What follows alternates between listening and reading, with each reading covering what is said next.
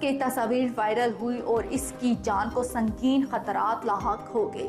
بعد میں فلپائن کی امیگریشن بیورو نے واضح طور پر بتایا کہ باپ اور بیٹا دونوں انڈین نژاد تھے اور ساجد اکرم نے فلپائن کا سفر بھی انڈین پاسپورٹ پر کیا تھا۔ اس کے بعد انڈین حکام نے تسلیم کیا کہ وہ حیدرآباد کے علاقے ٹولی چوکی سے تعلق رکھتا تھا۔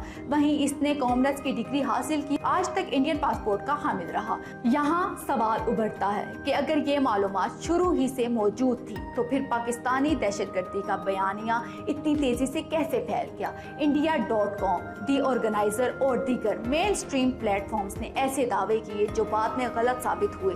اس تمام عرصے میں انڈین حکومت کی خاموشی بھی زیر بحث رہی۔ وزیر اعظم نریندر مودی نے حملے کی مذمت تو کی مگر حملہ آور کی قومیت کا ذکر نہیں کیا۔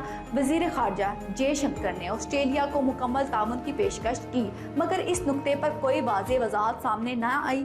CNN کے مطابق انڈیا کی وزارت خارجہ سے رابطہ کیا گیا مگر وہاں سے بھی کوئی جواب موصول نہیں ہوا۔ ادھر آسٹریلوی حکام نے بھی اس معاملے میں احتیاط برتی اور حملہ آور کی نسلی یا قومی شناخت کو نمایاں کرنے سے گریز کیا۔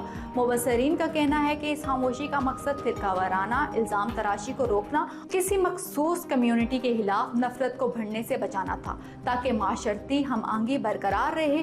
مگر اس پوری کہانی میں ایک حقیقت واضح ہوگی کہ غلط معلومات کی قیمت اکثر بے گناہ لوگوں کو اپنی سلامتی کی صورت میں ادا کرنی پڑتی ہے۔